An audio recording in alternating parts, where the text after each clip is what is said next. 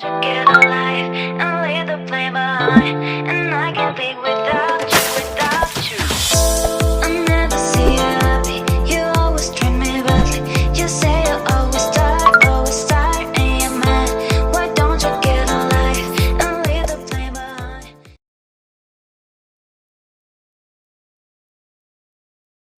Assalamualaikum warahmatullahi wabarakatuh. Waalaikumsalam warahmatullahi wabarakatuh. Salam sejahtera untuk kita semuanya. Om Swastiastu, Namo Buddhaya, Salam Kebajikan.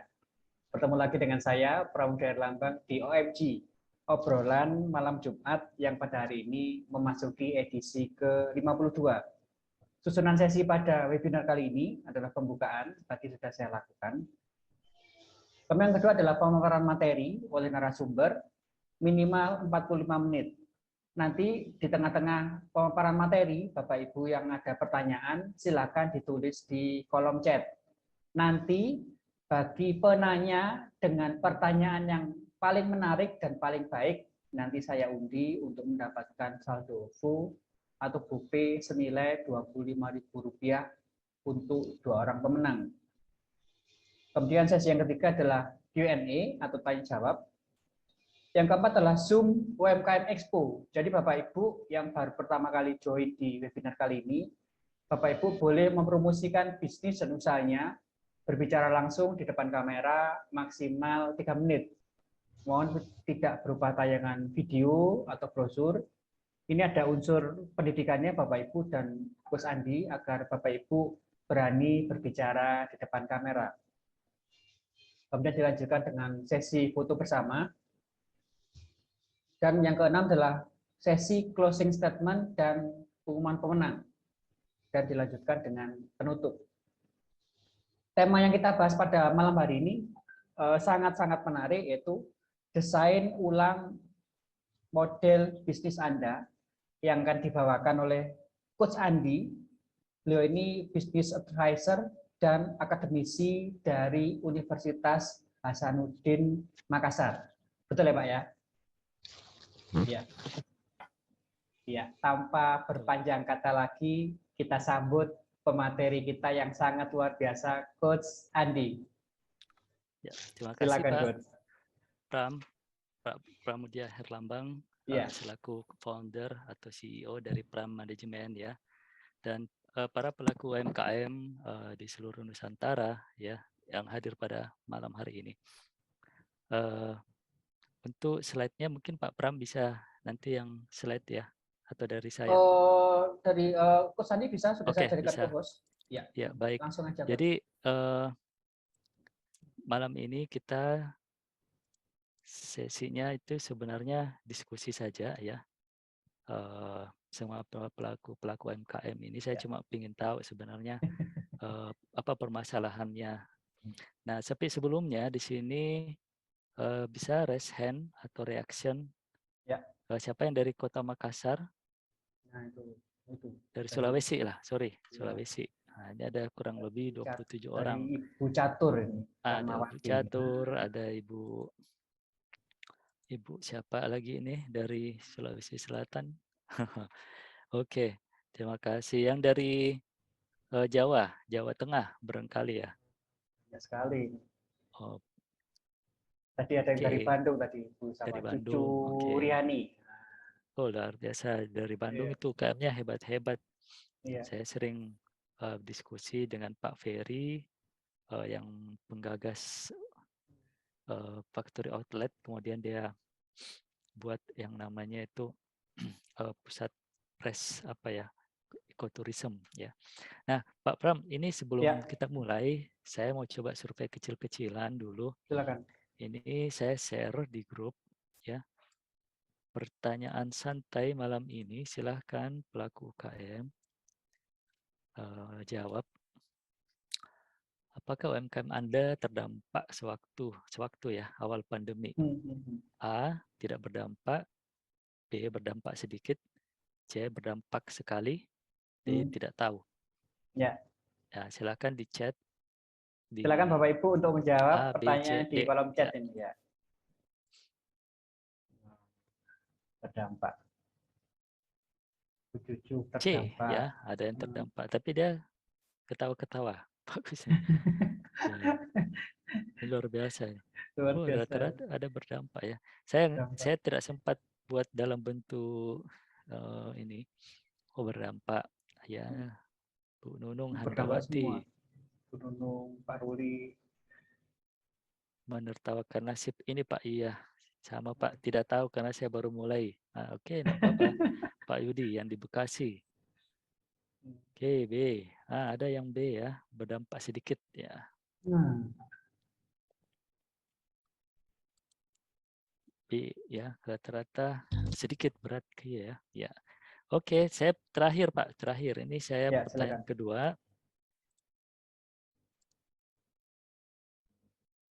Nah, sekarang bagaimana? Bagaimana kondisi usaha Anda saat ini? Sudah kembali normal? Masih recovery? Atau sama sekali berhenti? Atau mulai usaha baru lagi? Nah, silakan Bapak Ibu. Dijawab pertanyaan kedua. Nah, kondisi usaha Anda sekarang ini gimana?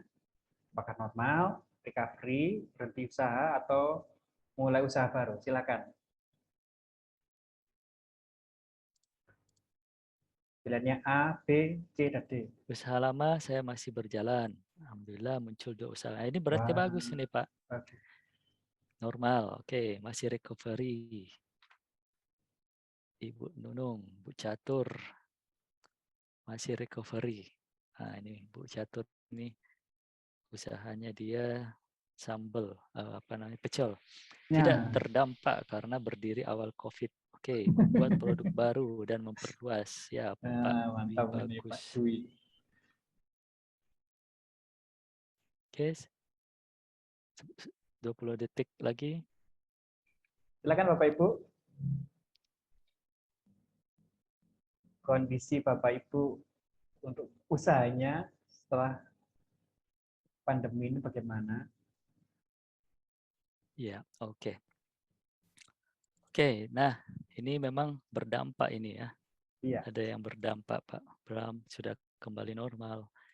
Nah, oke saya izin share silakan. Bapak Ibu. Tidak apa-apa, kita tunggu dulu saya. Jadi malam hari ini kita seperti ngobrol santai saja Ya, Bapak Ibu. Saya di sini bukan sebagai dosen atau apa, saya cuma ingin sharing ilmu, terus saya malah juga ingin belajar dari Bapak Ibu. Saya sebenarnya seperti apa sih kondisinya, apakah sama dengan di Makassar, apakah sama dengan yang lain-lain yang ada di apa namanya ini, yang ada di luar negeri juga. Mudah-mudahan tidak mengganggu nih ya ininya. Oke, ya, jadi saya silakan. kasih judul ini Pak Pram, desain ulang model bisnis Anda. Kenapa? Karena ternyata memang pandemi itu mengubah pola peta-peta persaingan. Nanti saya cerita sih kenapa harus diubah. Karena begitu pandemi ternyata banyak yang seperti terrestart itu Pak. Jangankan UKM, perusahaan-perusahaan besar juga terrestart. Jadi aturan cara berbisnis yang dulu itu sebenarnya ada beberapa lagi tanda kutip itu tidak bisa lagi diterapkan dengan cara-cara yang seperti dulu. Kita harus pakai cara-cara baru yang kita namakan dengan desain ulang bisnis model. Oke, kita ini sudah saya perkenalkan diri. Saya sebenarnya dosen, tapi sebagai juga coach di inkubator bisnisnya Unhas.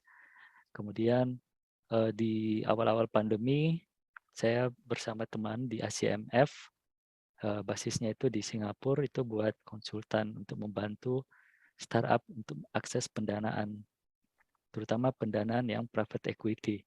Nah ini nanti saya akan sharing juga Pak, ternyata di luar sana, begitu pandemi, banyak orang-orang yang punya duit, menyetopkan uangnya, kemudian dia mencari usaha-usaha yang baru, dan dia tidak tempatkan uangnya di bank. Tapi dia kelola sendiri, itu namanya private equity. Nah ini belum umum di UMKM kita ya.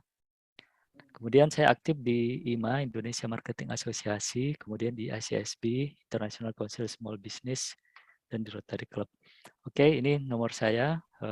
Bila berdiskusi atau mau chat-chat secara japri langsung tanya-nanya silahkan. Nah, oke, ini survei kita lakukan di SSB. Waktu itu saya di SSB awal-awal pandemi ini Pak Pram bekerja sama dengan beberapa teman-teman di kota-kota besar di Indonesia. Ternyata begitu awal-awal pandemi, memang beberapa UKM sempat mengalami masalah dengan bisnisnya.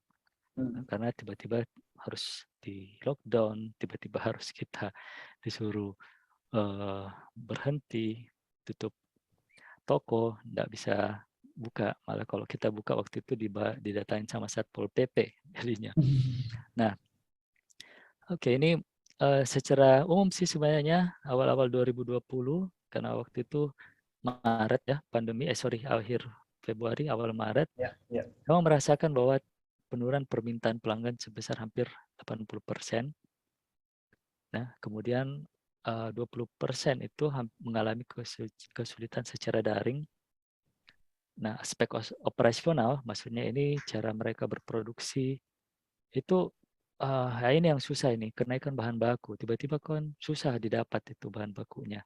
Cari sana sini, cari sana sini. Karena memang seluruh port di dunia, pelabuhan di dunia, seluruh airport di dunia itu tutup. Ya, jadi agak susah cari bahan bakunya. Dan lebih parahnya lagi memang UKM kita itu banyak ekspor, bahan bakunya banyak ekspor. Nah, kemudian aspek sumber daya manusia hampir 0,5% mengalami penurunan motivasi kerja, ya, penurunan produktivitas, ya, kemudian aspek keuangan, ini hampir semua merasakan bermasalah dengan uang kas, ya, 60%. Hutang kredit yang jatuh tempo itu 38% mengalami kesulitan. Nah, ini Pak Bram. Oke. Bapak Ibu yang membutuhkan e-sertifikat, mohon untuk mengisi formulir absensinya. Linknya sudah saya cantumkan di kolom chat. Nah, selanjutnya saya ingin mengutip buku dari Pak Hermawan Kertajaya karena beliau ini adalah salah satu guru kita di bidang pemasaran di IMA. Jadi sebenarnya UMKM begitu menghadapi krisis tanda kutip ini, itu ada sebenarnya itu krisis kita dapat definisikan sebagai suatu opportunity baru sebenarnya. Kalau kita menganggap krisis itu sebagai bencana, maka akan jadi bencana. Tapi kalau kita anggap krisis itu sebagai peluang baru yang harus diciptakan, itu akan menjadi peluang baru. Makanya dalam, minta maaf ini saya kutip bahasa Cina-nya, bahwa krisis itu terdiri dari kata Weiji, ya mungkin ada yang dari teman-teman Tionghoa, dan Weiji itu artinya danger. Tapi G itu opportunity. Jadi di setiap ada krisis itu selalu ada opportunity. Makanya tadi Pak Bram saya tanya, apa ada peluang bisnis baru gitu ya. Nah, ternyata ada bisnis barunya Pak Mas Dwi, kalau tidak salah tadi. Oh, ada bisnis baru. Dan memang itu setiap krisis itu pasti selalu menciptakan peluang-peluang bisnis baru. Tahun 98 juga waktu awal mula reformasi, banyak yang terbakar tokonya, tapi banyak juga yang mengambil kesempatan. Sama juga ini waktu pandemi. Saya di Makassar ini Pak Pram, hampir berjamur sekarang klinik-klinik untuk antigen, untuk cek kesehatan. Saya ingat dulu kok di jalan ini kok ada klinik, padahal tidak pernah dulu terpikirkan. Kemudian ada jasa-jasa baru juga yang awal mulanya kita tidak pernah lihat, itu bermunculan di sini. Misalnya perawat online, perawat yang kita bisa panggil datang ke rumah. Nah, jadi begitulah permainan dalam tanda kutip ini. Nah, saya mengambil kutip dari tidak kelihatan ini, dari The Guardian. Jadi intinya we cannot go back normal. How will coronavirus change the world? Jadi intinya begini sih sebenarnya Pak Bram. kita tidak bisa normal 100% lagi ya. Kita tidak bisa seperti dulu lagi. Makanya new normal. Makanya muncul istilah new normal, kenormalan baru.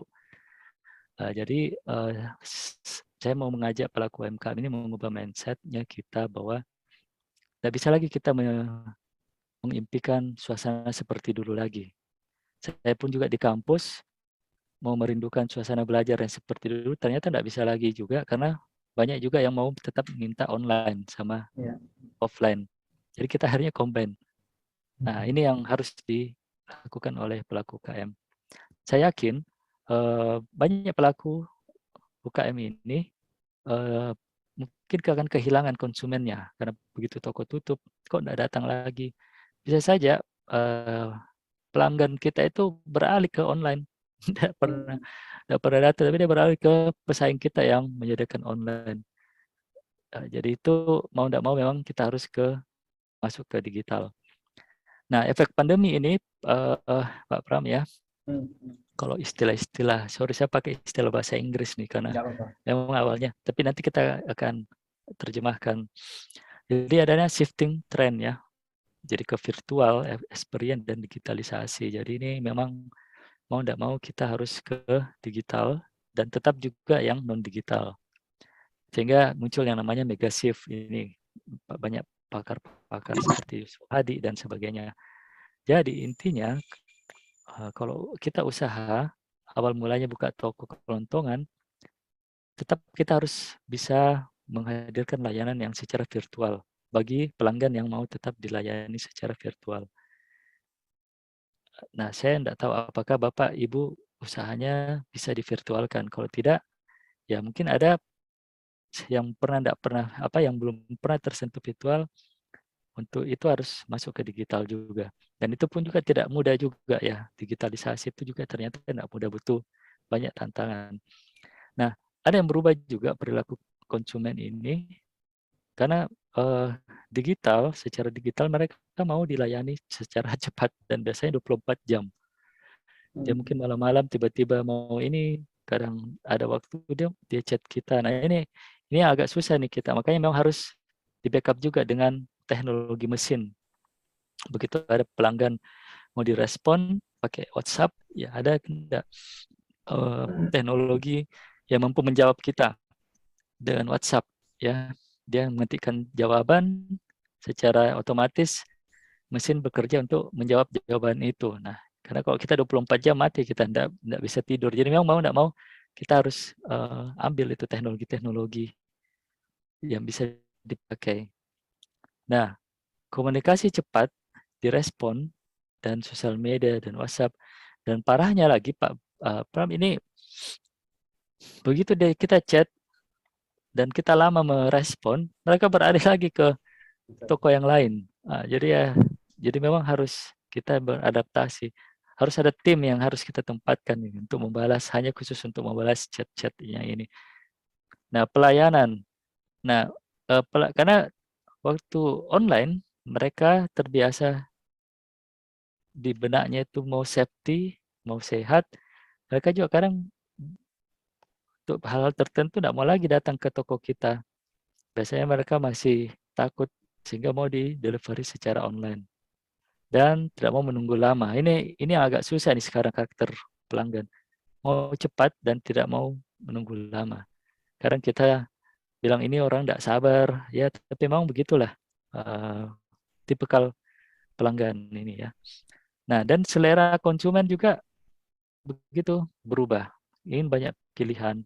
Karena terbiasa dengan online, orang yang dulu tidak pernah masuk online, begitu masuk di Shopee, dan melihat begitu banyak produk pilihan, sehingga dia baru terbuka, oh ternyata banyak pilihan ternyata di dunia maya ini. Sehingga yang dia tidak biasanya cuma datang ke toko, cuma lihat 5 barang, tapi begitu di Shopee dia lihat begitu banyak pilihan, sehingga memang persaingan akan lebih ketat lagi.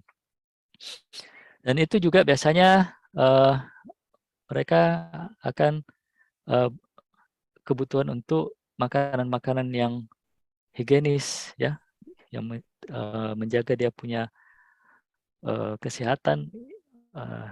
Ini menjadi suatu isu utama juga ya. Misalnya dia memesan dan packaging kita tidak higienis, dia bisa merasa bahwa ini tidak bagus. Padahal dulu-dulu sih biar begitu dia masih mau terima, tapi sekarang sejak pandemi, sejak corona, dia butuh yang ekstra dalam hal packaging, minimal dalam tanda kutip itu higienis. Nah, akhirnya kita masuk ke namanya VUCA. VUCA itu sering diterjemahkan seperti volatility, uncertainty, complexity, yang begitu. Intinya sih bahwa kondisi bisnis sekarang itu sangat tidak bisa diprediksi, uncertainty. Setelah pandemi tadi, tiba-tiba langsung BBM naik lagi. Wah, tidak bisa diprediksi, harga-harga naik lagi. Dan ternyata masalahnya begitu kompleks. Dulu biasanya 1-2 saja, ini begitu kompleks. Coba lihat. Pertama pandemi, kemudian susah dapat bahan baku. Kemudian ada perang lagi nih, perang Rusia sama Cina. Sorry, Rusia dengan Ukraina. Walaupun Rusia sama Cina juga masih kadang ini ya, main gontok-gontokan. Hingga menyusahkan kita lagi, ternyata kompleks sekali nih. Bahan baku BBM di global tersendat gara-gara perang. Karena memang Rusia adalah pengekspor BBM yang terbesar. Kemudian ini kondisi ambiguitas. Kita akan dihadapkan dengan kondisi-kondisi yang mau seperti ini, nanti pelanggan begini. Mau seperti ini, pelanggan begini. Sama seperti sekarang BBM naik. Minimal mungkin saya rasa paling kurang kita kasih naik 10%. Begitu ditetapkan naik oleh Jokowi, ya logistik terganggu. Barang-barang lagi pengiriman pasti akan naik lagi. Ini online ojol pun naik lagi biayanya. Jadi kita mau naikkan barang ambigu, tapi konsumen bisa beralih. Ini serba salah. Memang dibutuhkan bagaimana ya daya tahan ini pelaku UMKM. Nah, pergeseran supply chain global ini Pak Bram, saya mau cerita waktu awal-awal tahun lalu saya diundang di India, tapi lewat virtual ya, kadinnya India. Dia bilang begini, begitu India sama Cina clash dan Cina menutup selalu pelabuhannya, karena Cina itu sangat ketat sekali. Semua barang-barang Cina dulu yang sering dipesan di India, dan terutama yang di bidang tekstil, karena India itu penghasil tekstil, tapi bahan bakunya itu dari India. Mereka berubah kemana? Diambil di Amerika Latin. Kok enggak ke Indonesia? Ya karena dia bilang orang Indonesia itu lambat merespon. Akhirnya mereka ambil ke Amerika Latin, di Peru, untuk bahan-bahan baku. Nah, ini ada pergerakan supply chain nanti. Kita yang terbiasa nanti beli produk-produk Cina untuk bahan-bahan kuliner, siap-siap saja nanti agak susah. Dan dan solusinya sebenarnya mulailah cari lokal aja dulu. Nah, kayak boba-boba itu kan dari Cina. Nah, kenapa sih kita enggak buat boba-boba lokal? Nah, ini pergerakan supply chain ini tidak hanya UKM, tapi perusahaan-perusahaan besar pun juga pusing nih. Berarti harus kirim barang lagi dari Eropa, tidak lagi ke Cina. Jadi semua seberapa kompleks. Dan ada kepedulian empati yang tinggi di masyarakat. Kita lihat waktu awal-awal pandemi, semua bergotong royong. Dan biasanya ada gerakan seperti Jumat Berkah. Nah, sebenarnya peluang-peluang ini yang sebenarnya kita harus cari ya. Dan ini yang terakhir, ancaman keamanan cyber dan privasi. Ini yang tadi minggu lalu di TV ada Jorka ya. Ya memang sangat-sangat mengganggu ini. Dan bisa saja ini mengganggu kita. Jadi memang butuh ketenangan.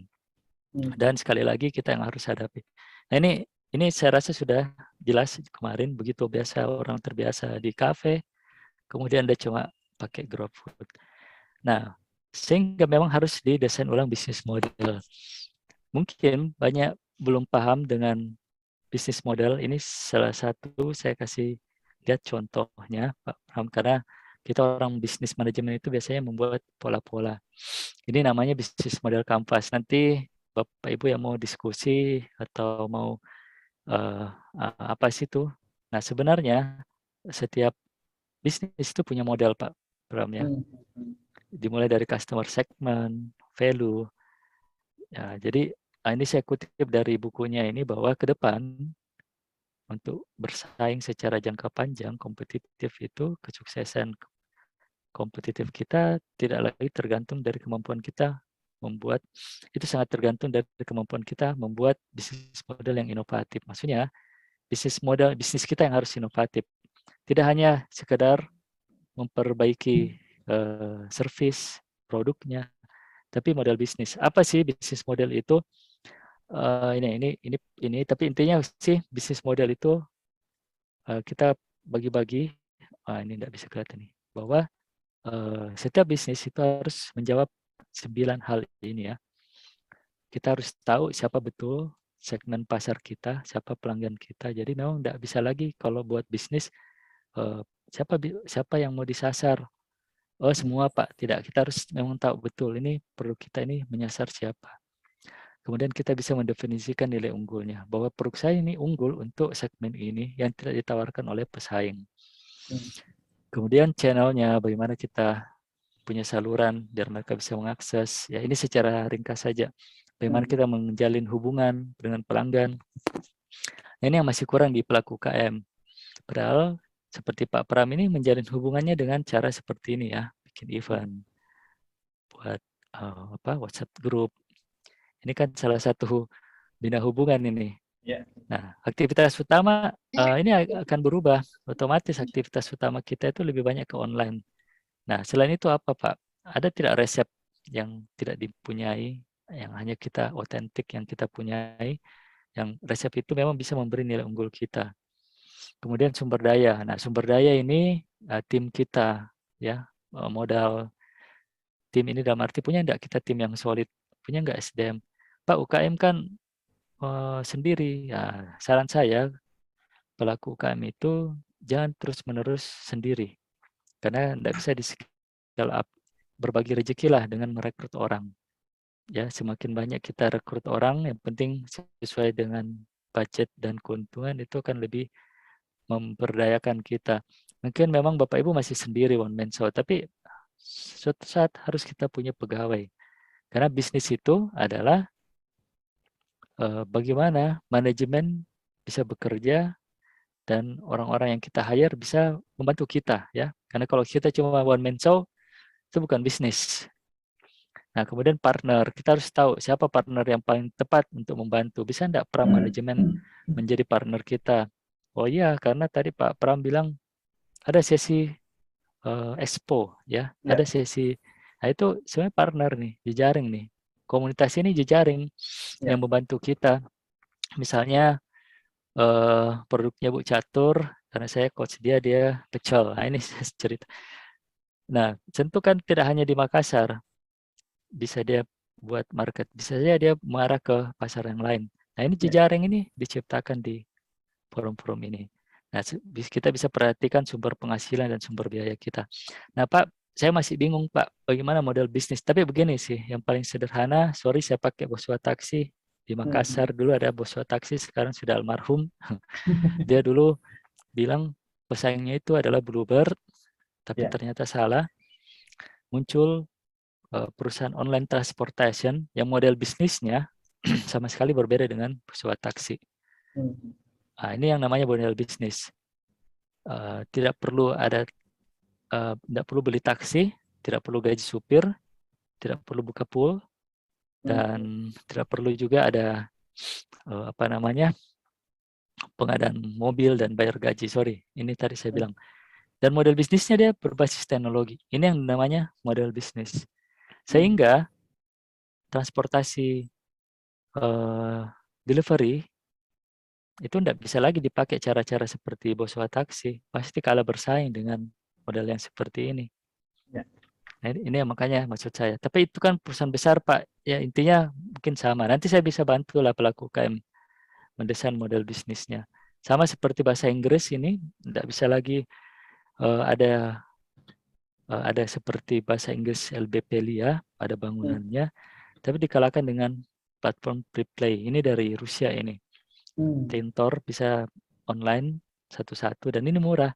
Bisa dapat tentor per jam $5-10 per jam yang native speaker. Dan banyak ternyata begitu pandemi, banyak yang menjadi tutor. Dan ada yang tutor sertifikat, ada juga yang tutor tidak sertifikat. Tergantung kita maunya apa. Dan ini dan bisa di tracing, kita punya juga kurikulumnya sudah berhasil seperti apa. Dia ada kasih ujian online sehingga bisa tahu oh levelnya kita seperti ini. Nah, pola bisnis ini tidak bisa lagi terus menerus dilakukan di seperti Lia ini akan tergeser seperti ini. Ya. Nah, begitu juga pelaku UMKM Anda. Nah, intinya sih sebenarnya kami bisa pakai pola-pola ini, tapi tidak apa-apa. Mungkin agak sedikit ribet, tapi ini pola ini bisa membantu pelaku UMKM. Intinya ini ada 9 komponen bisnis, ya, Pak Pram. Nanti kita coba satu-satu dulu.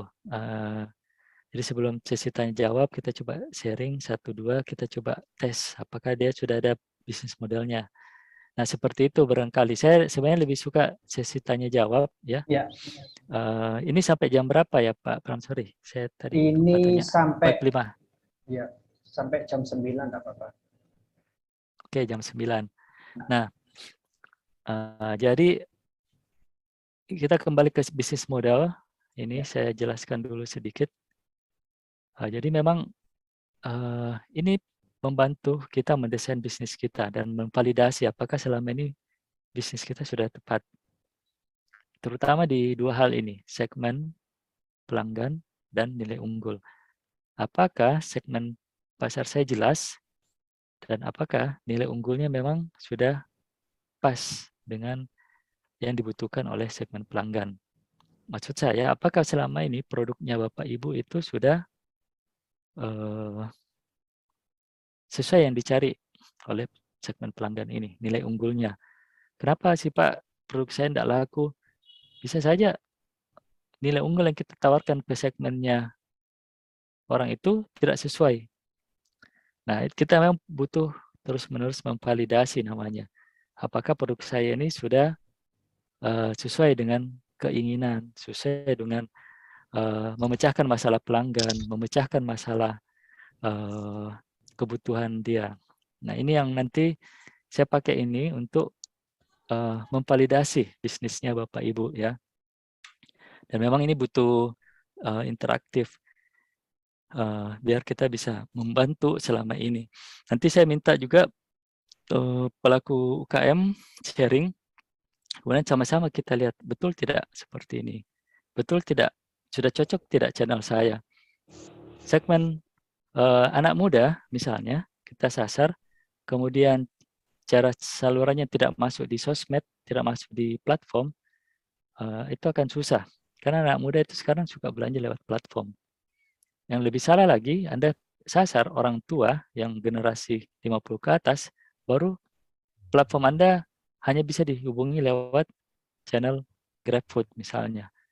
Tidak ada tersedia di toko-toko. Nah, orang-orang usia 50 itu sebenarnya masih suka datang belanja di toko-toko.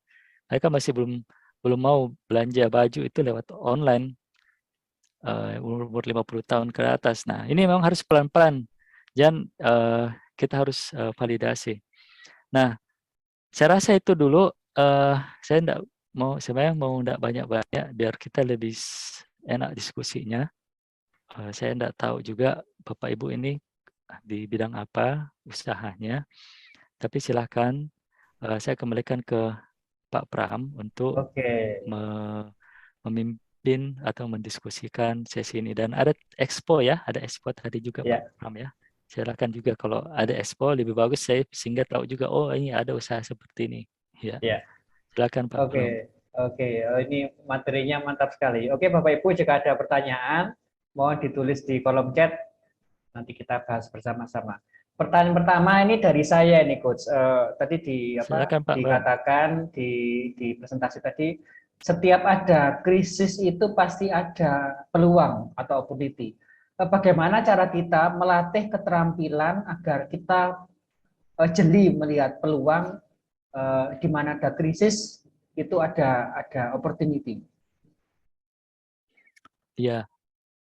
Jadi biasanya kita itu dapat peluang itu dengan cara dosa saya ini. Dengan cara pertama kita justru malah bertanya dengan customer ya kita. Kita harus tahu dia, Pak, Bapak puas tidak dengan pola pelayanan seperti ini? Itu begitu biasanya. Terus kedua, kita belajar dari pesaing. Kita lihat pesaing terdekat kita siapa. Jangan kita bilang bahwa kita tidak ada persaingan, tapi kita bisa lihat pesaing-pesaing kita. Biasanya pesaing itu ada dua, pesaing yang lokal dan pesaing yang lebih dari itu. Nah, kita bisa lihat juga strategi-strategi perusahaan-perusahaan yang besar, bagaimana yang merespon. Misalnya kok kuliner ya, biasa ini ada pelaku UMKM. Sekarang saya kemarin ada coaching, dia masuk ke healthy. Coba saya ini dulu share. Nah, begitu dia bicara healthy, saya tanya, healthy yang seperti apa yang Anda mau buat? Sampai saya buka dulu ya. Dia mau buat healthy food. Ya, snack. Kalau bicara snack itu ada ini. Sebentar. Kalau tidak bisa tershare ya. Oke, ini. Ada ini ya. Ada seperti ini. Dan lihat kemasannya. Sementara dia buat healthy food ini dengan kemasan masih seperti kemasan snack yang besar itu, yang kayak seperti oleh-oleh. Ya. Yang ini. Nah, padahal kalau saya lihat rata-rata orang yang buat healthy produk untuk kayak seperti cemilan healthy itu, dia begini bentuknya. Ya. Bukan lagi yang model, sebentar saya kok lupa apa, atau ada yang, coba saya kasih contoh ya, misalnya saya coba ingat dulu. Saya tidak bisa mengingat. Oke. Ini salah satu anak mahasiswa saya ya. Masih gini enggak ya? Mudah-mudahan begini. Dia buat healthy seperti ini. Ini spinaci, keripik, bayam. Tapi ini bukan healthy. Dia tidak masuk ke, dia tidak bilang ini healthy. Dia cuma ini snack. Dia bikin begini. Saya rasa ini tidak tepat. Kenapa? Karena yang seperti ini adalah cemilan-cemilan yang menurut saya yang tidak seperti taro, seperti apa ya. Jadi image-nya orang tidak merasa ini suatu cemilan sehat. Ini cemilan. Tapi begitu kita masuk ke healthy, snack healthy atau apa, menurut saya yang paling bagus kita harus mengikuti atau kita mengikut pasar ya, seperti ini. Bentuknya seperti ini. Seperti kalau perlu ya mirip-mirip seperti ini.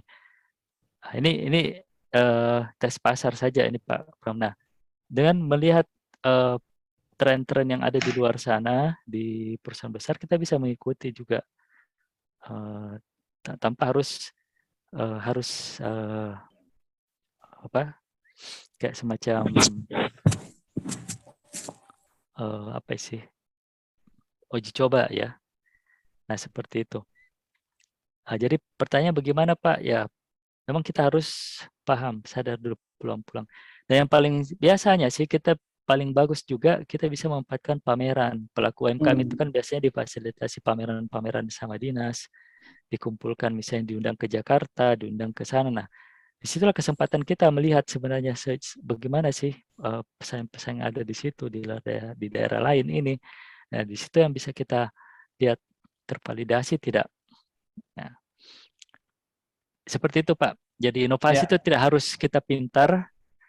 Inovasi itu biasanya kita bisa lihat justru di luar sana. Kita kan tidak bisa melakukan inovasi seperti di universitas, bikin penelitian, enggak. Tapi saya rasa itu yang paling gampang seperti itu. Atau bisa melihat tren di Shopee misalnya, itu akan kelihatan juga kan. Nah, pola-pola seperti itu. Oke, baik. Ini ada pertanyaan ini dari Bu Iva Jatmika nih Coach. Tanya, ketika bisnis kanvas kita, apakah ketika bisnis kanvas kita berubah pasti atau sama dengan bisnis kita yang sudah pivot? Iya Pak, jadi bisnis kanvas itu sebenarnya alat untuk membantu kita untuk memvalidasi apakah customer kita yang sasar dengan yang kita value udah berikan itu sudah sesuai. Nah, apakah bisa pivot? Pivot itu sebenarnya pengertiannya ini ya, tiba-tiba meloncat lebih tinggi. Bisa juga sih kalau itu dikategorikan. Yang penting begitu bilang ternyata bisnis model kita berubah, kemudian terjadi peningkatan penjualan, berarti memang disitulah pivotnya, kenaikannya itu di situ.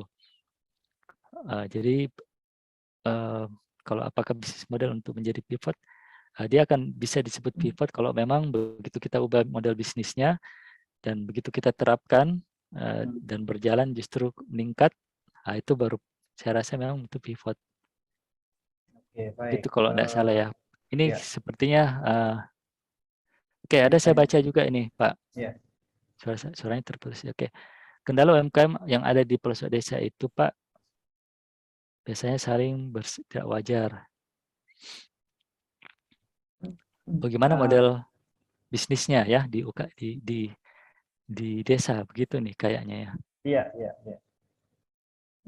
Oke. Kemudian ada bakar-bakar duit. Ini janganlah ini bakar-bakar duit, Pak. Kita bukan seperti startup. Tapi kalau yang biasanya bakar-bakar duit itu memang yang startup yang berbasis teknologi. Oke, kalau yang di desa ini Bu Luciana bisa kasih informasi barangkali. Bu Luciana bisa apa? open mic. Oke, kalau tidak ini kan Ini dia bilang di desa ya. Silakan. Jadi bersaing secara tidak wajar pasti jual produk di bawah pelaku UMKM yang lama. Oke, jadi begini Bu. Tidak apa-apa sih kalau ada yang mau jual di bawah harga. Kalau misalnya Ibu merasa ada produk pesaing, dia bisa menjual harga lebih bawah. Tapi hati-hati Bu, jangan tiba-tiba turunin harga juga. Ya.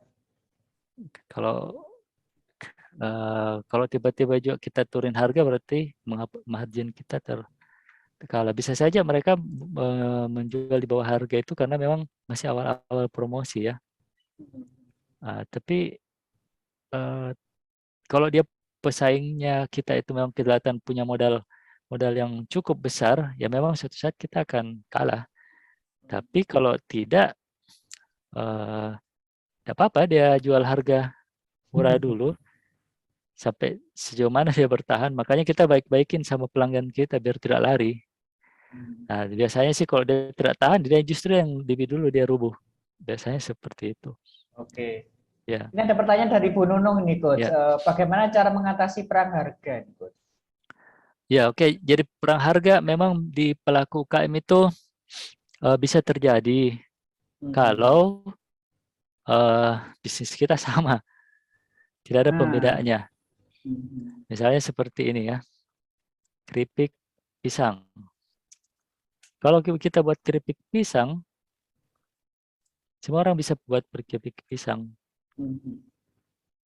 Tapi ini kalau buat begini kan jadinya perang harga. Tapi kalau dibuat seperti kayak begini, dia keluar sedikit dari pakem. Misalnya begini, ini saya rasa tidak terlalu perang harga lagi. Apa keripik pisang keju? Ini belum. Jadi harganya tidak perang. Karena segmennya berbeda ini. Dia bisa keluar. Itu namanya konsep blue ocean. Jadi blue ocean itu memang harus kita saya cerita sedikit. Jadi blue ocean strategi itu tercipta manakala kompetisinya itu kan terlalu banyak ya. Seperti kalau sudah banyak yang main di situ seperti warkop lah. Semua bikin warkop. Warkop pasti kalau sudah kondisi masuk ke red ocean, kita pasti akhirnya posisi main di harga. Nah, kalau kondisi seperti ini kita ikut terus, kita pasti akan berdarah-darah. Karena apa? Pasti marginnya kita ikuti margin yang sudah ada. Nah, makanya kita harus selalu punya keunikan. Value kita itu harus unik. Yang membedakan kita dengan yang lain. Jadi makanya kalau orang sudah buat keripik pisang, terus sudah ada rasa keju, ya mau tidak mau kita harus cari, jangan rasa keju, cari rasa yang lain. Atau mungkin tetap sama keripik pisang rasa keju, tapi barangkali butir-butirnya atau apanya itu berbeda. Jadi memang kalau mau, jadi jangan ikutin permainan. Jadi memang ini nanti akan berdampak pada ini Pak Pram, strategi kita sebenarnya sebelum meluncurkan suatu produk. Karena kalau ini kan usaha ya, kalau usaha kita buat keripik pisang juga rasa keju sudah ada di situ, apalagi kalau sudah banyak variannya keju-keju, ada banyak pemain di situ, saya rasa jangan masuk di situ. Kita tanya lagi customer, kira-kira rasa apa yang dia punyai. Ternyata bilang, saya sebenarnya mau rasa kopi. Ya udah kita luncurkan yang pertama kali, rasa keripik pisang rasa kopi misalnya. Kita tidak perlu banting harga, karena kita yang pertama, yang lainnya belum ada keju. Nah, nanti begitu ada lagi masuk keju, kita kembali lagi inovasi. Mau keripik apa sih? Oke, kita buat keripik pisang plus nanas, keripik nanas rasa ini ya. Saya begitu, tapi itu saya juga dengan kemampuan kita dan cita rasa kita ya. Jadi makanya memang begitu persaingan sudah banyak, kita harus kreatif dan mendesain ulang. Sama seperti kenapa saya minta desain ulang bisnisnya kita, karena saya rasa persaingan yang dulu itu, begitu pandemi itu dia membuat restart. Jadi makanya mulai sekarang pikirkan produk kita harus ubah, cara delivery kita juga mulai harus ubah, cara berbisnis, cara packaging, memproduksi, pelan-pelan juga kita ubah, sehingga menghasilkan bukan hanya produk baru, tapi pelayanan yang baru. Nah ini yang memang butuh coaching sih, atau butuh mentoring, atau Bapak Ibu bisa tanya ke inkubator, biasanya di dinas koperasi itu kan ada pelatih-pelatih, itu bisa ditanya seperti apa. Jadi memang Pak Pram, malam ini saya cuma mau ini ya, pelaku UKM, bahwa harus ubah nih pola berbisnisnya. Kalau tidak berubah seperti sebelum pandemi, Anda kembali ke sebelum pandemi, saya tidak yakin itu kita masih bisa eksis ya. Nah, cara mengubahnya itu kita perkenalkan model bisnis model. Bapak Ibu juga bisa searching banyak di YouTube, ada buku-buku di Gramedia yang membahas seperti itu, sehingga Bapak Ibu punya inspirasi baru bahwa saya harus mengubah bisnis model. Caranya bagaimana? Di buku itu ada juga kok dijelaskan step by step-nya. Ada beberapa buku di Gramedia. Nah, kalau masih bingung silakan bisa diskusi sama saya, atau beberapa sertifikat coach biasanya yang itu paham terhadap seperti itu. Mudah-mudahan menjawab strategi harga. Memang jadi harus banyak inovasi untuk mengatasi perang harga, ya betul. Beberapa perusahaan juga kan melakukan hal sama untuk mengatasi perang harga. Saya kasih contoh sebelum saya buka lagi Pak. Ini, tahu enggak Pak? AirAsia, masa pandemi. Begitu dia dilarang terbang, ya, dia apa? Dia buka usaha catering. Mana ya? Buka usaha catering. Ini AirAsia. Malah dia bikin taksi ya. Tapi AirAsia untuk bertahan waktu itu, dia buka usaha catering. Karena dia punya armada catering. Kemudian dia masuk ke kargo. Kargo ini sama seperti Lion. Karena tidak bisa lagi penumpang, dia masuk ke kargo. Karena dia melihat, nah dia mengubah bisnis model. Dan sekarang AirAsia itu tidak murni seperti dulu lagi. Dia masuk di bisnis kargo, dia mengubah model bisnisnya. Pesawat-pesawat penumpang itu dia arrange ulang, jadi lebih banyak kargo muatannya, bukan lagi penumpang. Kemudian dia malah buat online lagi, kayak seperti delivery online, mobil online. Pesawatnya dia jual, sebagian dia beli taksi. tetapi tetap core bisnisnya adalah on delivery, ya. Tapi delivery darat sama delivery udara. Jadi begitu Bapak Ibu. Perusahaan-perusahaan besar juga melakukan seperti itu. Nah, mungkin perusahaan Ibu yang sudah lama 10 tahunan, ya mungkin masih fine-fine saja, tapi saya rasa setelah pandemi, coba berpikir berapa persen sih yang tidak kembali ini pelanggan saya. Nah, berarti Ibu harus ubah model bisnis, cari pelanggan baru, ya mungkin yang mereka punya kebutuhan baru untuk dilayani dari produknya Ibu. Seperti itu misalnya ya. Oke, saya sebenarnya mau ada yang bisa sharing bisnisnya seperti apa Pak Pram. Kemudian dia bisa kasih contoh sebelum pandemi seperti ini, setelah pandemi seperti ini. Ada enggak yang berubah? Nah,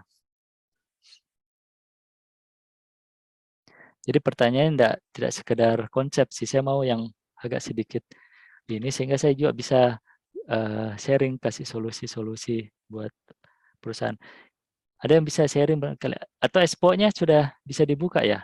Katanya ada mau dikasih expo. Unmute Pak, lagi unmute.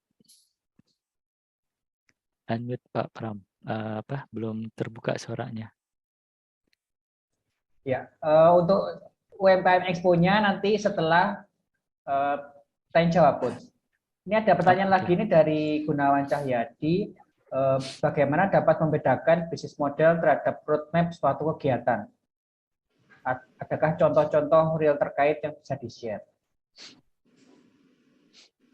Ya, Pak Gunawan, boleh tahu bisnisnya? Pak Gunawan bisa open mic, silakan. Pak Gunawan. Iya Pak.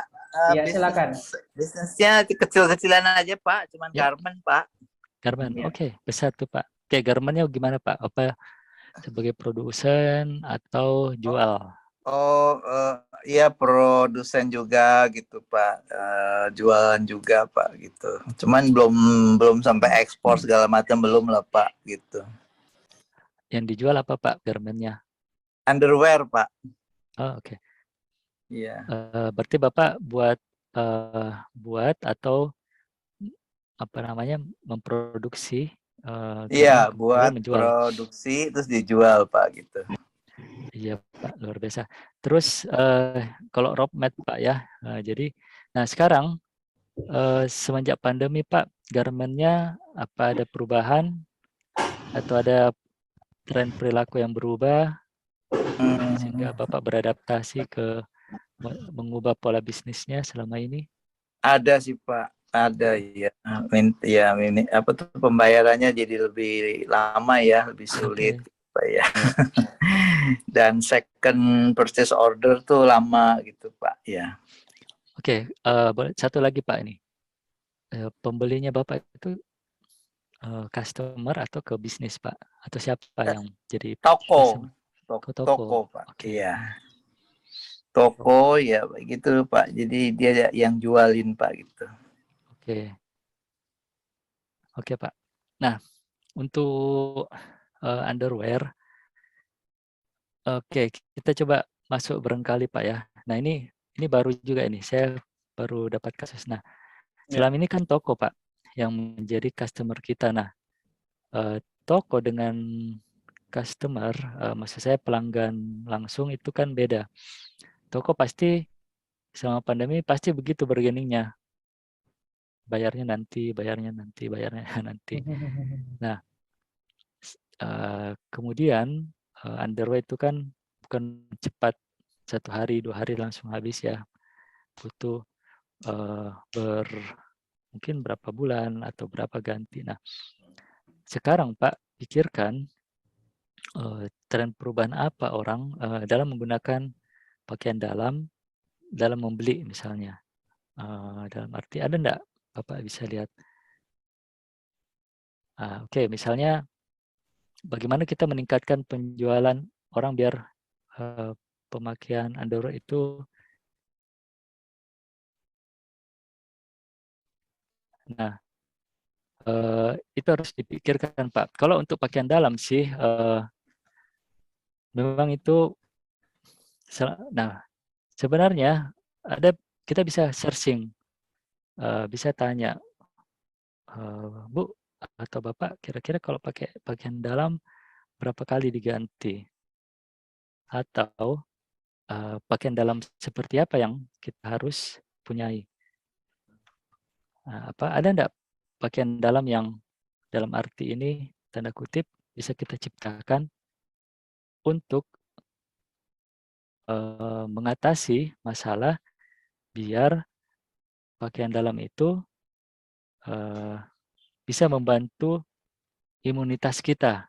Pakaian dalam itu tidak membawa penyakit bagi kita. Misalnya, ada enggak pakai inovasi pakaian dalam, Pak Gunawan, yang kalau kita pakai kuman-kuman itu seolah-olah dengan pakaian dalam itu kuman-kuman itu tidak melekat di pakaian dalam kita. Ada enggak, Pak? Nah, berarti ini yang harus kita cari, Pak. Ada tidak bahan-bahan yang lebih antibakterial? Saya rasa itu yang lebih banyak sekarang ya, jualan pakaian dalam antibakteri. Nah, untuk produk baru itu itulah yang harus kita skip untuk tawarkan secara eksklusif. Misalnya, pembayarannya kalau bisa ya jangan mengikuti polanya reseller.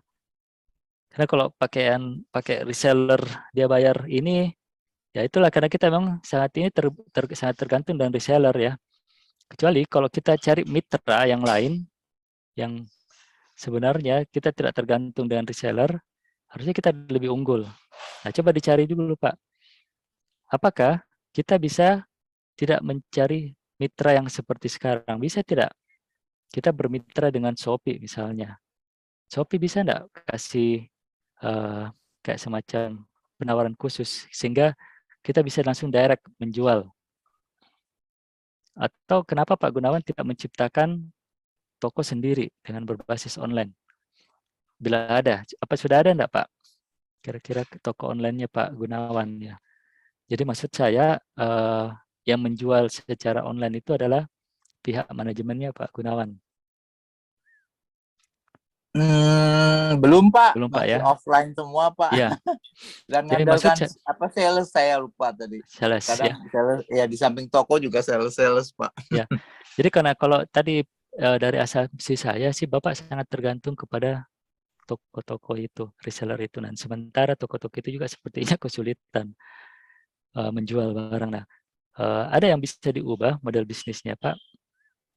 Bapak masuk ke online ya, Shopee misalnya. Shopee itu atau Blibli misalnya. Beda-beda ya platform Shopee dan Blibli itu beda-beda sih sebenarnya. Tapi menurut saya dengan meng-hire orang baru yang punya pengalaman untuk menjual online, ya mungkin dengan cara-cara etis lah. Saya nggak bisa bayangkan kalau kita jual pakaian dalam baru show di Shopee Live itu Pak ya. Nah, jadi menurut saya Pak Gunawan harus mengubah model bisnisnya ini dengan punya kemampuan menjual yang dari pihak Bapak sendiri. Tidak tergantung 100% ke toko-toko itu. Kenapa bisa terhambat pembayarannya? Karena memang toko juga terhambat pembeliannya dan bisa jadi Pak, orang beli pakaian dalam itu bukan pakai mereknya Bapak lagi, dia berpaling ke pesaing. Nah, mungkin Bapak bisa lihat pesaing apa yang sekarang yang ada di samping kiri kanan Bapak yang menjual pakaian dalam dan apa sih kelebihannya dia misalnya. Nah, itu yang harus segera kita respon Pak. Silakan Bapak nanti kalau masih mau ini kita bisa chit-chat. Tapi intinya seperti itu Pak, cara mengubah model bisnisnya. Karena kalau kita tidak berubah-berubah Pak, nanti ya pelan-pelan kita merasa ditinggal akhirnya mati. Padahal harus ada semangat baru sih yang kita kembangkan. Bisa saja cukup satu inovasi saja dulu. Misalnya tadi ada enggak Pak pakaian dalam yang mungkin dengan formula khusus, walaupun sebenarnya tidak terlalu banyak diubah, bahwa kita mengklaim bahwa ini antibakteri, ya. bahwa cukup dengan kain seperti ini. Saya rasa jual produk dengan menggunakan atau mempersepsikan ini barang untuk kesehatan dan menghindari kita dari ini yang sekarang laku sekarang, Pak. Dan kedua, saya rasa akan lebih bagus kita punya tim manajemen penjualan sendiri sehingga tidak tergantung dengan reseller itu. Ataupun kalau sudah terikat kontrak, barangkali kita sedikit agak mengubah baju kita, kan kasih beda merek buat merek baru misalnya, yang bahwa merek itu memang Bapak yang jual. Walaupun sebenarnya sama di toko-toko yang lain, tapi kita pelanggan tidak bisa tahu bahwa ini sebenarnya masih mereknya Bapak. Sehingga kita tidak terlalu tergantung lagi sama si toko-toko itu. Ya. Atau kita cari toko lain lah lagi, Pak. Jangan berhenti cari lagi toko-toko lain yang mungkin jauh bisa memberi keuntungan daripada kita. Itu bisa seperti itu nanti mengubah model bisnisnya. Begitu Pak Pram. Ya, semoga menjawab ya Pak Gunawan. Ini ada pertanyaan lagi dari Bu Iva ini. Bagaimana teknik sederhananya untuk mencek up bisnis kita? Apakah sehat atau tidak itu bagaimana, Coach? Oke. Kalau saya sih Pak biasanya begini, sehat apa tidak itu Bapak Ibu punya laporan keuangan, saya neraca, laporan rugi laba. Nah kalau itu tidak ada, kita tidak bisa mengecek, walaupun itu sederhana. Nah nanti bisa ada Ibu misalnya ke kantor akuntan atau konsultan pajak, minta dia bantu untuk menjelaskan itu. Tapi saya biasanya kalau untuk melihat dia sehat apa tidak, saya dari laporan keuangannya. Kalau Bapak Ibu belum punya, kita tidak bisa mengecek, Pak. Ini ada pertanyaan lanjutan ini, Coach. Ya, silakan, Pak. Laporan keuangannya seperti apa, Coach? Laporan keuangan itu yang paling ideal, yang paling kurang itu pertama neraca, saya ketik ya. Terus kedua, laporan rugi laba. Dan ketiga laporan arus kas. Ini yang untuk UMKM, Pak. Neraca, bagaimana bisa menghitung valuasi bisnis? Oke, bisa neraca. Nah ini juga menghitung valuasi ini sebenarnya bisa dihitung kalau ada neraca, ada neracanya. Neraca itu kan biasanya ada aset, Pak. Ada aset apa yang kita miliki, misalnya aset properti, ya, kemudian persediaan bahan baku. Nah, itu dikurang dengan utang. Utang itu bisa utang lancar di bank, utang bank dan lain sebagainya. Nah, itu biasanya di situ dan ada modal. Nah, ini kan intinya seperti itu, Pak. Kalau secara sederhana saya coba lukiskan di whiteboard dulu. Silakan. Nah, ini dia. Jadi kalau kita di neraca itu biasanya bentuknya begini. Ini neraca. Kita pakai ini, neraca. Atau orang bilang laporan neraca ya. Neraca itu potret kita. Di sini ada aset. Aset itu bisa terdiri dari kas, uang cash kita. Kemudian piutang. Piutang itu orang yang berhutang sama kita. Ada aset, ada aset tetap seperti properti ruko ya. Tapi kalau ruko ini Pak kita sewa enggak bisa masuk aset tetap karena kita sewa, itu masuk di biaya. Itu masuk di biaya jadinya ya, enggak masuk di neraca nih. Atau bahan baku atau persediaan. Nah, itu terus neracanya Pak ada utang. Nah, utang ini kita bagi. Kalau kita tidak ada utang Pak, itu bagus ya. Nah, terus ada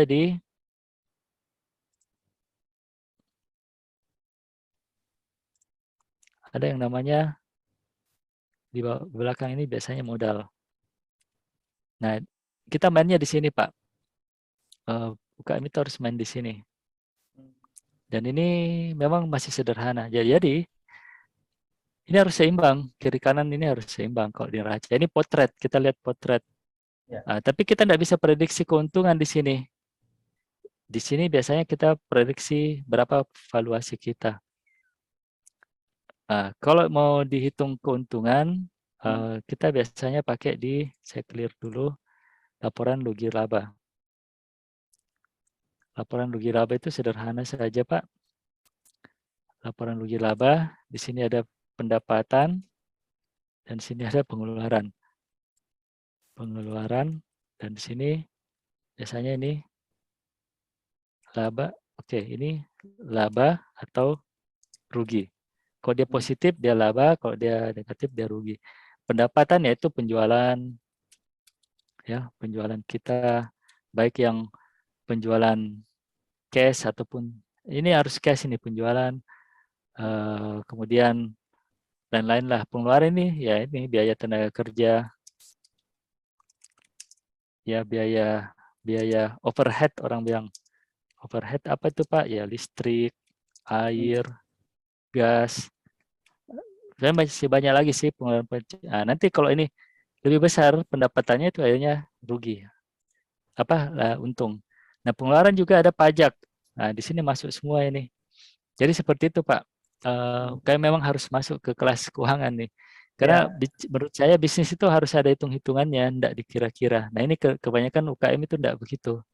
Tidak pernah menghitung berapa uang kantong langsung masuk, dibelanjakan langsung. Padahal harus disimpan dulu, dibagi dulu berapa persen yang kita pakai untuk dikonsumsi di rumah tangga, berapa persen harus kita putar lagi. Nah, kebanyakan pelaku UKM begitu dapat uang, udah ada pakai belanja-belanja, tidak ada lagi dia pakai di modal usahanya, pinjam lagi sama orang, utang lagi. Nah, hanya utangnya bertumpuk-tumpuk, dia bilang kok penjualan ada, tapi persoalannya utangnya juga tambah banyak.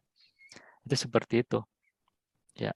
Jadi seperti itu Bapak Ibu untuk membuat laporan keuangan, membuat neraca, laporan rugi laba, dan laporan arus kas ya.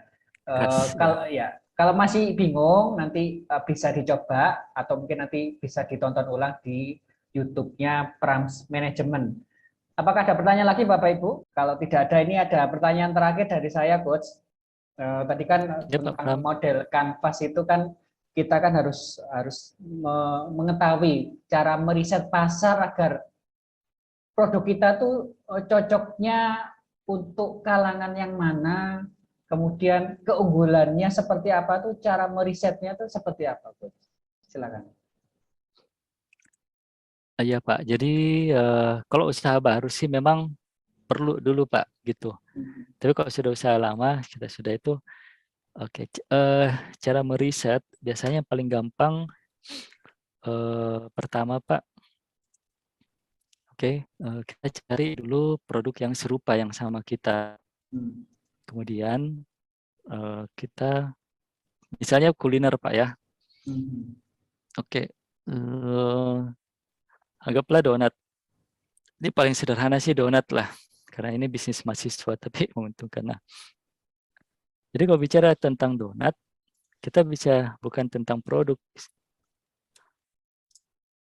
Ini ada donat. Nah, ini bicara tentang coaching saya. Ini anak mahasiswa. Dia membuat donat rumput laut, Pak. Namanya donat Ampa Bakery. Awal mulanya dia anak mahasiswa PMW yang kita kasih karena dia punya ide.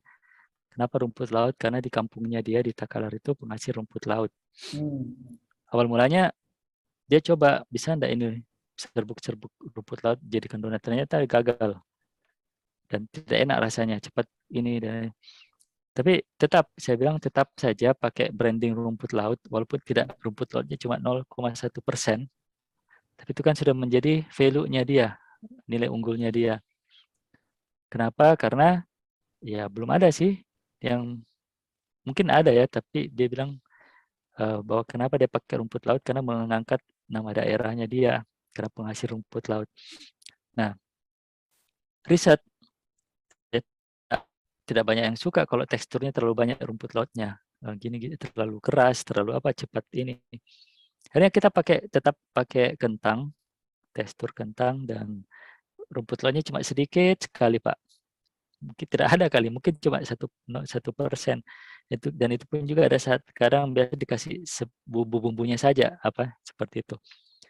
Nah, dia masuk ke sini, Makassar, tidak bisa bersaing. Karena hampir semua rata-rata buat donat seperti ini. Akhirnya ubah segmennya. Coba kau main di kampungmu, di Takalar. Sehingga ditanya lagi, riset lagi di Takalar, fokus ke anak mudanya. Ternyata itu dia suka yang warna-warna ngejreng, Pak, seperti ini. Jadi dibuatlah customer sesuai dengan keinginan customernya. Dan sekarang ini menjadi donat khas di daerah sana. Yang sebenarnya mungkin kalau dibawa ke sini belum di Makassar belum tentu laku. Nah, jadi bagaimana Pak risetnya?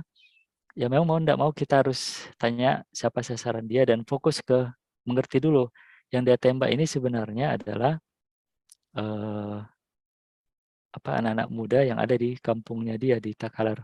Takalar juga besar sehingga dia buatlah anak-anak seperti gini, happy ini dan lain sebagainya. Nah, cara yang paling mudah untuk meriset itu seperti itu, Pak. Kita cari dulu siapa yang disasar. Nah, bicara donat, ternyata yang dia sasar itu adalah di kampungnya dia, sehingga dibuatlah seperti ini, yang warna-warna ngejreng, tapi tetap dengan branding khas rumput laut. Nah, sehingga begitu sudah berkembang, dia kasih proposal lagi, dapat investor. Salah satu pengusaha di situ mau mengasih modal dia, mengasih tempat dia, sehingga usahanya yang cuma 10 juta, 15 juta itu sekarang sudah bernilai 200 juta. Karena sudah ada 3 cabang, Pak, di sana. Akhirnya dia ubah lagi. Begitu dia pelajari pasar, oh pasarnya sudah penuh. Ini pasar baru, jadi oleh-oleh khas untuk wisata, oleh-oleh khas di sana. Akhirnya dia ubah lagi produknya menjadi semacam oleh-oleh khas. Nah, sehingga dia ubah lagi jadi ininya. Nah, tetap yang anak muda dia masih tetap maintain di situ, tapi dia inovasi dengan pola baru sebagai makanan oleh khas dari situ. Nah, cara risetnya sih Pak sebenarnya sederhana saja, Anda harus seperti sebar kuesioner. Kita bertanya saja ke 10 orang, kasih coba. Kalau anak muda bagaimana? Kalau orang tua bagaimana? Kemudian dia dengarkan. Kemudian itu kalau ada customer beli, nah pelan produk itu dia sesuaikan dengan kebutuhannya pelanggannya itu. Jadi intinya sih sebenarnya kita harus terus mendengar dan memvalidasi produk kita, gitu Pak. Bukan kita yang merasa bahwa ini saya yang paling benar nih, bahwa inilah hasil karya saya ini yang paling enak. Bisa saja Anda merasa itu enak, tapi begitu kita lempar ke orang, dia nggak suka. Padahal kita kan mau menjual Pak sama orang itu. Oke, siap. Ini pertanyaan terakhir nih Coach dari Bu Catur. Bagaimana cara gampang menghitung biaya penyusutan dari mesin produksi kita yang sudah kita beli? Oke, biasanya Pak kita pakai depresiasi. Metode depresiasi itu misalnya begini. Kalau biasanya kita mobil, kita cara hitungnya begini. Mobil itu harga belinya 2022 itu seharga anggaplah 200 juta. Nah, kita depresiasi. Setahun biasanya itu berkurang 5-10%. Nah, umur mobil itu anggaplah kita hitung sampai 6 tahun. Tapi rata-rata mobil itu 6 tahun, Pak. Makanya pembiayaan itu paling sampai 5 tahun. Nah, kita hitunglah setahun pertama berarti kurang 10%. Jadi harga mobil itu 180 juta. 2 tahun turun lagi 180. Jadi ini sampai 100, ini mungkin kalau 20%-nya deh 160. Turun lagi sampai ke tahun ketiga, keempat, kelima. Nah, biasanya tahun kelima ini harganya sudah di bawah 100 juta. Nah, biasanya juta ya. Nah, kita jual aja, Pak. Iya. Dijual, kemudian dipakai lagi yang baru, mesin itu baru. Nah, sehingga ini mengurangi juga sebenarnya nanti pajak kita. Bisa jadi pengurangan pajak sebenarnya nih. Kalau kita masukkan biaya depresiasi ini, tiap bulan kita potong keuntungan. Makanya biasanya yang bisa atur ini orang akuntan, sehingga pajak yang kita bayar itu bisa berkurang. Nah, kalau sudah di bawah 100 juta misalnya, biasanya kita jual. Di laporan keuangan biasanya mesin akan hilang, ada mesin yang baru. Nah ini disinilah biasanya kita mempercantik laporan keuangan kita sehingga investor melihat ini bagus, petugas pajak melihat ini bagus sehingga pajak yang bisa kita bayar mahal tapi ada depresiasi itu berkurang. Nah ini tentu kenapa harus dikurangi, karena begini Pak, pendapat itu nanti akan berdampak ke laporan rugi labanya.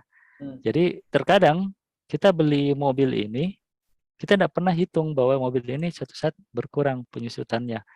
Nah, begitu itu dikurang, itu akan nanti berdampak di laporan keuangan.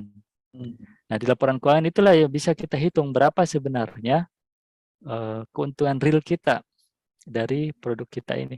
Memang saya agak susah untuk menjelaskan karena harus ada contohnya sih Pak. Cuma filosofinya seperti itu. Filosofinya seperti itu. Oke, Bu Catur, semoga terjawab ya pertanyaannya. Karena pertanyaan sudah habis, kita menuju sesi Zoom UMKM Expo. Jadi Bapak Ibu silakan mempromosikan bisnis dan usahanya, berbicara langsung di depan kamera maksimal 3 menit. Mohon tidak berupa tayangan video atau brosur. Siapa tahu ini nanti ketika Bapak Ibu ini lama promosi, Pak, 3 menit ya. Iya. Kalau di acara saya biasa di internasional paling cuma tidak 1 menit Pak, 30 detik dia bicara. Saya ini lumayan nih kalau 3 menit. Silakan. Siapa tahu nanti bisa di review oleh Coach Andi. Ini ada Pak Dwi bagus ini. Iya. Jualan apa tuh Pak ya? Silakan Pak Andi.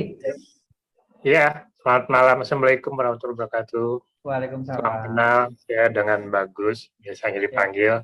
Dan bisnis saya, dirinya ya awalnya pas saat pandemi diumumkan.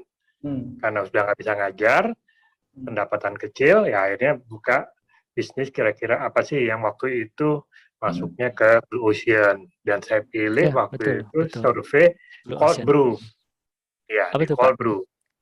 Cold Brew Cafe. Ya, kopi. Ini kopi. Oh, kopi. Ya, saya produk. Ya, dan ini saya produk, dan ya jujur waktu itu bulan Maret saya nggak bisa jualan karena di sana kan, Jakarta kan, cuma bisa online, dan online juga terbatas. Waktu itu rebutan di armada GoFood atau Grab-nya. Akhirnya Agustus boleh pulang ke Banjarmasin, saya lanjutkan usaha ini dan saya kembangkan di sini Gibaku ya, door to door, kemudian juga ikut UMKM, ikut komunitas apapun juga, dan akhirnya mulai dikenal. Dan ya kalau saya di sini bisnisnya sih, kalau orang yang orientasinya money, sudah bunuh diri duluan, 3 bulan udah tutup. Nah, karena waktu itu saya tidak ngambil keuntungan, saya tanamkan, saya benamkan dalam bentuk untuk tester-tester, dan akhirnya bisa bertahan sampai saat ini. Dan akhirnya memang justru di Cold Brew sendiri memang peminatnya baru dan tidak berkembang secara minuman kekinian. Akhirnya juga pun akhirnya saya kombinasi dengan minuman kekinian, yaitu untuk yang espresso base milknya. Dan disitulah ya kalau kita bandingkan oleh satu pameran, saya jual Cold Brew 5, cafe latte-nya jual 25 cup, ya sudah syukur bisa menghidupkan Cold Brew. Karena Cold Brew ini adalah bisnis paling pertama yang saya harus kembangkan dari awal, karena visi misinya memang ini harus dikembangkan karena ini jangka panjangnya, karena ini adalah kopi minuman sehat. Nah, saya punya value-nya ini adalah dasarnya dari pertimbangan dari saya dengan Starbucks, dengan kemudian dengan perbandingan Excelso, dengan Coffee Bean, dengan Janji Jiwa. Akhirnya saya dapat di situ bahwa saya value saya yang ada paling unggul itu adalah di Cold Brew. Saya berani menonjolkan single origin dan full cafe specialty. Dan tidak gampang. Jadi saya kalau ini dari Gayo Aceh, kebunnya dari mana, ketinggiannya berapa, rasanya apa, defeknya, semua SCA-nya berapa saya tampilkan.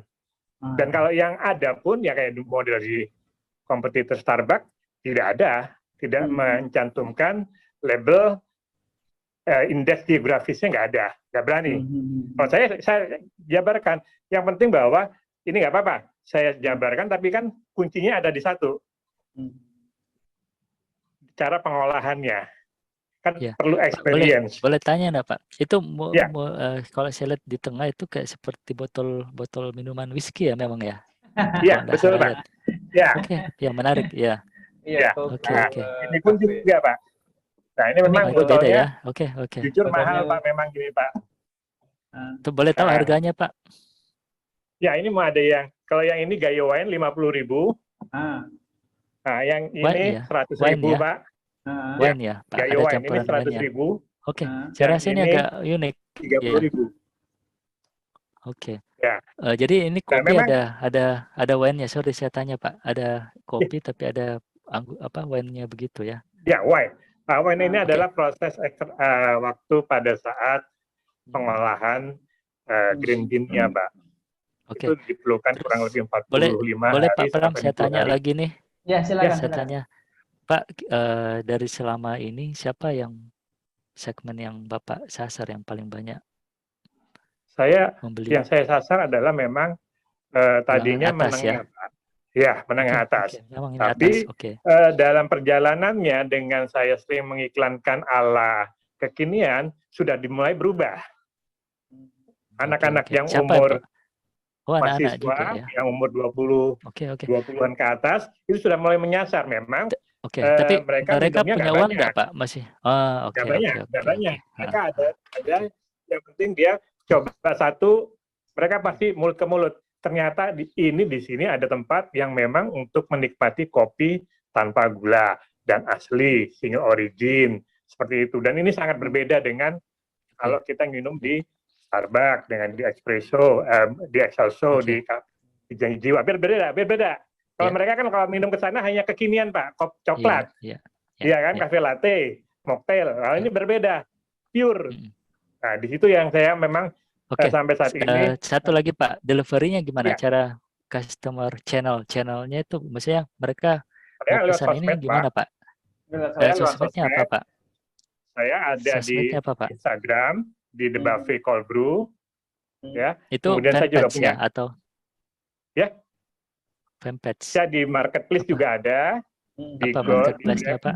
Juga ada, di GoFood juga ada, di Tokopedia juga ada, di Tokped juga ada, Shopee juga Pak Dwi, ada. bisa nanti bisa Di mana, dituliskan di kolom chat Pak Dwi untuk nomor teleponnya jika yang ada yang berminat. Ya, saya penasaran yang paling banyak pesan di mana Pak? Di marketplace itu. Sandi sepertinya berminat. Kalau di marketplace saya lebih banyak memang langsung direct ke Instagram dan WhatsApp bisnis, Pak. Karena kalau ini kan kalau untuk di Shopee kurang bagus, kenapa? Ya. Karena untuk delivery kurirnya kurang cepat. Nah, tapi yang bagus sekarang adalah di Tokped, karena Tokped dengan GoFood jadi satu, Pak, sekarang. Kita kalau beli di Tokped, masuk ke GoFood cepat banget, Pak. Sama kalau kita beli GoFood cepat. Jadi kalau kita pakai instan cepat banget dia. 1 jam udah sampai. Itu nomor telepon yang bisa dihubungi Pak Dwi kalau ada yang berminat. Ya, boleh Pak. Teleponnya berapa? Bisa ditulis di kolom chat. 0897 pelan-pelan Pak. 0897 97 2-nya 4 kali 6. 089 79 7 2-nya 4 kali kemudian 6 ya. 6. Saya tuliskan ya. Iya. Jadi nomor teleponnya Pak Dwi. Saat ini saya juga membuat Pak cold brew tea. Jadi teh itu saya bikin cold brew juga seperti ini, Pak. Kenapa? Nah, karena permintaannya kadang-kadang di suatu pertemuan atau suatu pameran, saya ada tehnya enggak? Nah, ternyata begitu saya bikin cold brew tea, saya pakai dari teh dari Jawa, sangat diminati. Nah, memang saya belum bisa banyak karena saya terbatas pada jumlah kemarin itu jumlah tehnya. Saya harus datang ke sana, saya cari yang teh yang memang spesial, Pak. Kalau kayak di kopi, saya untuk specialty-nya gampang Pak. Saya minta SCA-nya, mereka ada kirim, kalau indeksnya di atas 80%, nilai skornya berarti udah masuk specialty grade, saya beli. Nah kalau yang di tes saya belum dapat Pak. Nah di situ. Ya, jadi... nah, tapi sekarang trennya Pak bukan di online Pak. Kalau kayak ini Pak, nggak bisa di online lagi. Mereka maunya apa? Nongkrong Pak, karena kan pandemi sudah mulai turun, sudah bisa dikendalikan. Mereka nggak mau Pak. Saya mau datang, nggak mau lagi online beli beginian, nggak mau Pak. Ya Pak. Karena mereka akan menikmati kalau di tempat. Ya. Memang kadang gitu Pak. Tapi sebenarnya untuk meningkatkan sales itu, bagi yang sudah pernah beli itu akan lebih dimudahkan kalau dia bisa pesan online, karena dia sudah pernah produknya Bapak gitu. Ya. Jadi memang harus online, offline itu tetap sih harus tetap dijaga. Karena kalau saya di offline Pak, saya kan nggak jual ininya lagi Pak, nggak jual botolnya. Mereka akan saving di botol Pak. Nah mereka maunya adalah dalam bentuk di gelas, langsung minum di situ. Di situ. Oke, siap. Jadi Bapak Ibu yang berminat dengan produknya Pak Dwi, Cold Brew Cafe di 089 797 22226. Ya, terima kasih Pak Dwi. Terima kasih Pak Mudia, Pak Andi. Ya, silakan Bapak Ibu yang mau promosi produknya, silakan langsung berbicara di depan kamera. Nanti langsung direview oleh Coach Andi. Silakan. Bu Nunung sepertinya sudah siap, atau yang lain silakan. Siapa yang mempromosi silakan. Ini mumpung. Ya, silakan Bu Nunung. Iya, selamat malam semuanya. Assalamualaikum warahmatullahi wabarakatuh. Saya ini cuma Pak Pram, penjual kopi bubuk nih nah. Saya juga penikmat kopi. Kopi bubuknya apa Bu? Maksudnya dia kopi apa namanya? Kopi dari Dampit, Pak. Wah, ini. Ya. Ada kopi robusta, arabica. Ini robustanya. Dan ini kopi arabica. Ada juga kopi lanang. Waduh. Aduh. Ini kopinya para cowok ya ininya. Silakan. Tapi emang ini Pak Bram larinya ke ini ke orang yang suka nge-gym itu. Oh ya, kopi kesehatan. Gitu. Ya, jadi bisa sedikit katanya membangkitkan semangat. Ya, lebih semangat lagi. Ya. Tapi ya masih skala kecil, Pak Bram. Ya. Kalau untuk yang nge-gym itu pandemi kan ya jadinya modalnya turun. Iya. Jualnya di mana, Bu? Kalau kita jual online, juga jual di mana? Online. Di Pasar Minggu. Kemudian ada juga di Suhat di pinggir jalan. Nah, kita mulai merangkak dari bawah lagi. Pinggir jalan maksudnya di mana, Bu? Di Jalan Soekarno-Hatta di Malang. Dekat rumah saya nih. Oh ya? Iya, nanti kapan-kapan saya mau. Oke, Bu. Ada enggak masuk di tempat gym? Ada, cuman yang pelaku gymnya aja. Ya, kenalan-kenalan gitu aja. Jadi belum menyebar begitu banyak. Oke. Jadi gini Bu, kenapa disasar yang gym ya? Maksudnya memang itu kopi itu Ibu sudah yakin bahwa formulanya cocok untuk orang yang nge-gym ya? Begini Pak Andi. Jadi kopi lanang itu kan, dikotil. Lah, kopi lanang ini monokotil sehingga yang kandungan dua jadinya kan satu. Jadi kandungan kafeinnya itu lebih tinggi dari kopi yang biasa kayak gitu.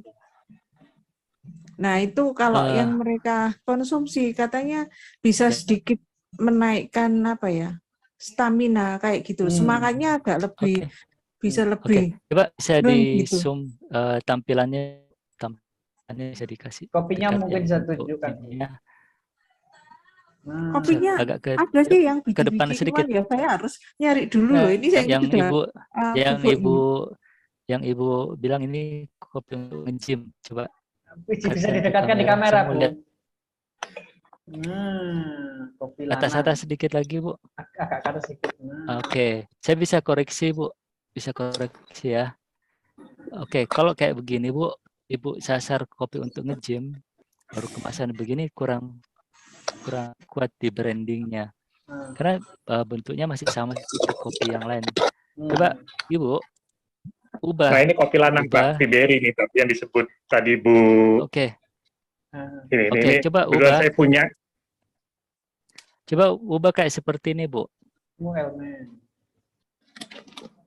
Ini masanya lucu. Ibu menyasar kopi untuk nge-gym, tapi sama sekali tidak ada gambar-gambar orang nge-gymnya. Iya.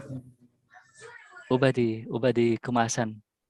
Oh. Karena itu akan komunikasi itu akan beda. Ibu bilang berkor-kor bahwa itu untuk orang nge-gym, tapi saya lihat sama saja dengan kopi yang lain. Minimal kalau bisa Ibu buat kan begini, ini bisnis model itu kan memang value itu harus sejalan dengan siapa yang kita sasar. Nah, kalau Ibu ubah kopi lanang itu kemudian pakai gambar-gambar orang nge-gym, orang lihat, dan itu juga salahnya kok tidak dijual di tempat kopi di gym. Lebih baik Ibu langsung tawarkan ke gym, tolong jualin kopi. Orang yang beli saya kasih 10%, 20% untuk Ibu yang nge-gym. Jadi ini makanya gini, ini enggak paham bisnis model. Saya sih kalau meng-coach, begitu kita sasar, sebenarnya bagus idenya Ibu menyasar orang yang nge-gym ya, minum kopi untuk segmen yang nge-gym. Walaupun saya tidak tahu ya apakah ada orang nge-gym mau minum kopi yang kayak gini, tapi ini kan bicara kita harus bangun dulu yang namanya proposition. Itu namanya kita dalam bidang marketing itu positioningnya dia dibangun bahwa kopi ini untuk para nge-gymmer. Nah, kalau seperti itu harusnya kemasannya itu seperti elemen itu, atau kalau tidak ada mukanya ya ada otot-ototnya. Baru di apa namanya ya, tawarnya door to door ke tempat nge-gym dan kasih atau kasih kerjasama deh, Ibu Bapak yang nge-gym jadi membership misalnya selama 1 tahun dapat tapi diatur dulu harganya, si nge-gym juga senang, iya ya, biar ini menjadi daya tarik. Jadi Ibu berbusa-busa mengenal itu baru di pinggir tetap tidak nyantol.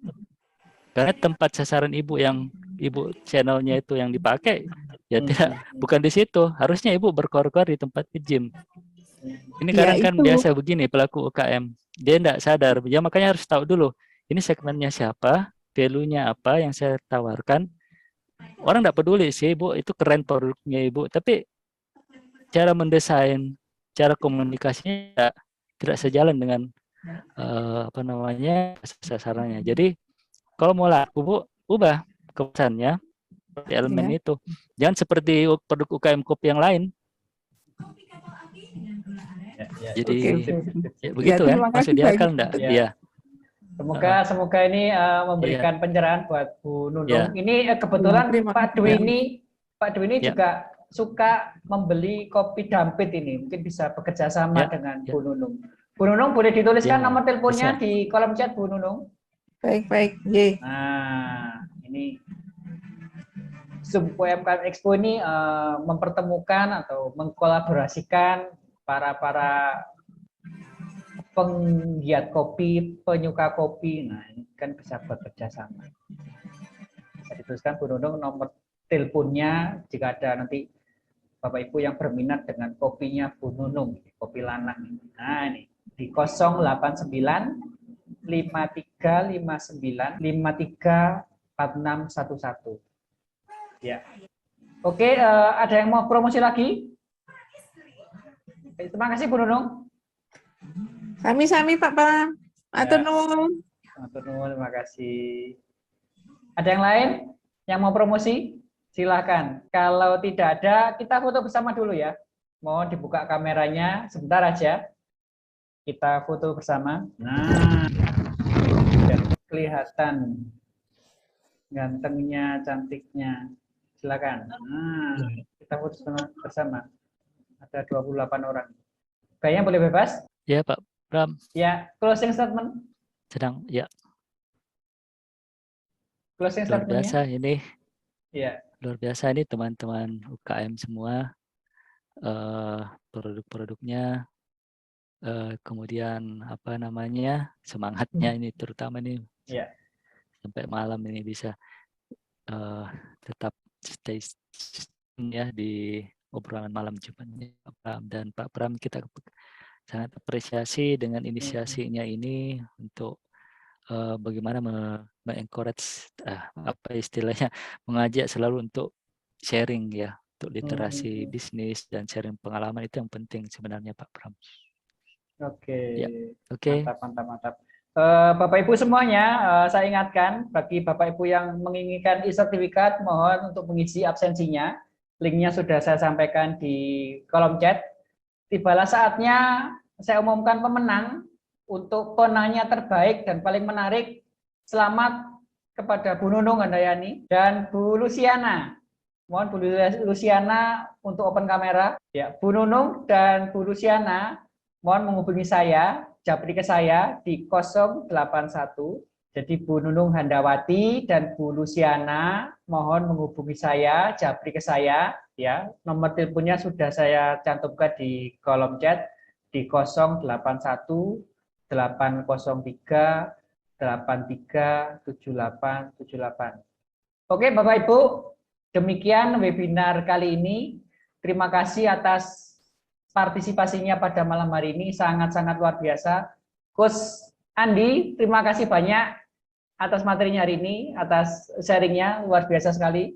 Mohon maaf kalau ada salah-salah kata, kita jumpa lagi di minggu depan dengan materi yang lebih menarik lainnya. Saya akhiri, wassalamualaikum warahmatullahi wabarakatuh. Makasih, Coach. Warahmatullahi wabarakatuh ya. Salam. Makasih banyak, salam sehat selalu ya. Makasih Bapak Ibu.